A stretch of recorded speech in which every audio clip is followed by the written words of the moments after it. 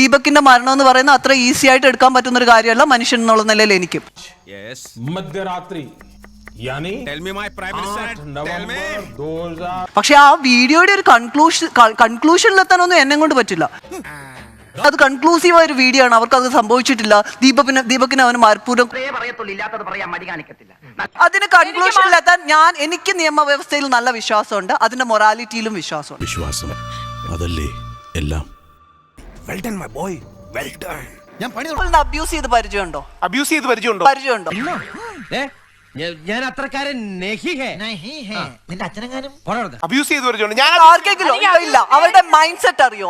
എന്റെ പൊന്നു സാറേ, എനിക്കറിയാൻ പാടില്ല. നമുക്കറിയാം. അതെങ്ങനെ അറിയാം? ഞങ്ങൾ ബസ് അതെങ്ങനെ മാഡത്തിന് അബ്യൂസറുടെ മൈൻഡ് സെറ്റ് അറിയാം? എനിക്കറിയാം.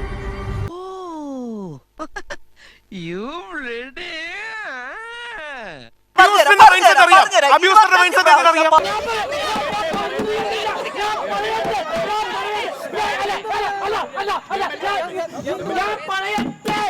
പബ്ലിക് ട്രാൻസ്പോർട്ടിൽ ട്രാവൽ ചെയ്യുന്ന സമയത്ത് ഒരാൾ അടുത്ത് വന്ന് നിന്ന് അവന്റെ കൈ അനങ്ങിയാൽ നമുക്കറിയാം. ഇവന്റെ അച്ഛൻ ഭയങ്കര കറവക്കാരനല്ലേ? ഇവനും ഇവരുടെ നാട്ടിലെ പേര് കേട്ട കറവ കുടുംബമല്ലേ? മാഡം, അത് ദീപകിന്റെ കാര്യത്തിൽ എങ്ങനെ ആപ്ലിക്കബിൾ?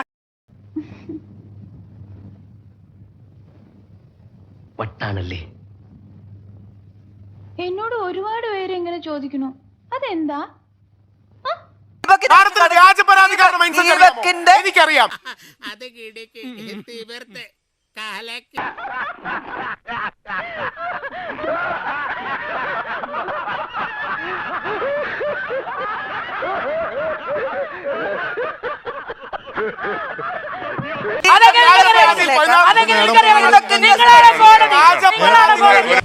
നീയാണല്ലോ കോടതി.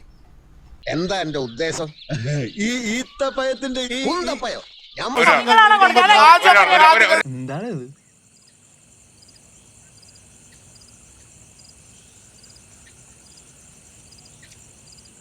എന്ത് പ്രഹസനമാണ് സജി. കേരളം കണ്ട ഏറ്റവും വലിയ മുഖ്യമന്ത്രിയായ ശ്രീ ഉമ്മൻചാണ്ടി വ്യാജപരാതിയിൽ കുടുങ്ങിയ ആളാണ്. 100% ഞാൻ യോജിക്കുന്നു. നിവിൻ പോളി എന്ന വ്യക്തി കൊച്ചി നിൽക്കുമ്പോ ദുബായ് വെച്ച് റേപ്പ് ചെയ്തു എന്ന് പറഞ്ഞു. ആ പെൺകുട്ടിയോട് പോലീസ് ചോദിച്ചപ്പോൾ പെൺകുട്ടി എന്ത് പറഞ്ഞറിയോ? ഉറക്കപ്പിച്ചിൽ ഡേറ്റ് മാറിപ്പോയതാണ്.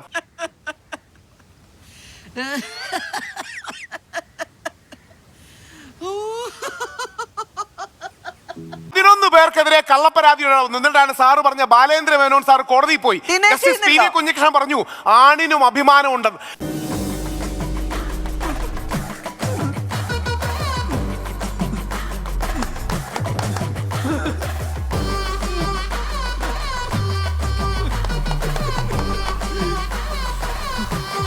പേർക്കെതിരെ വേറൊരു പെൺകുട്ടി 14 പേർക്കെതിരെ ഫേസ്ബുക്കിൽ പരാതി ഇടുകയാണ്. ഉടനെ മീഡിയക്കാരിൽ ഓടിച്ചെല്ലുന്നു. നിങ്ങൾ തന്നെയാണ് വീണ്ടും കൊളാബറേറ്റ് ചെയ്യുന്നത്. ഈ മഹേഷിന് ഇത്ര പേർക്കെതിരെ കള്ളപ്പരാതികൾ വന്നു, നമ്മൾ കണ്ടതല്ലേ? ശരി, ഇപ്പൊ ഒരു കാര്യം പറഞ്ഞു, ബസ്സിൽ കേറുമ്പോൾ തന്നെ അറിയാം ആണുങ്ങൾ കയ്യും കാലും കേറുമ്പോൾ തന്നെയല്ല, അവരുടെ മൂവ്മെന്റ്സ് കാണുമ്പോൾ പൊതു നേരത്തെ സൂചിപ്പിച്ചത് ഒരു ബസ്സിലോ അല്ലെങ്കിൽ ട്രെയിനിലോ യാത്ര ചെയ്യുമ്പോൾ ഏതെങ്കിലും ഒരു പുരുഷന്റെ ഭാഗത്ത് നിന്ന് മോശമായ ഒരു പെരുമാറ്റം ഉണ്ടായാൽ അവിടെ ഇരിക്കുന്ന പുരുഷന്മാരൊന്നും അതിനെതിരെ പ്രതികരിക്കാത്തവരാണെന്ന് നിങ്ങൾ പറയാൻ പറ്റുമോ നിങ്ങൾക്ക്? തീർച്ചയായും പറയാൻ പറ്റും. അപ്പൊ മുതലാളിക്ക് ഇത്ര നേരമായിട്ട് മനസ്സിലായില്ലേ ഇവൻ പൊട്ടനാണ് മുതലാളി? തെറ്റാണ്.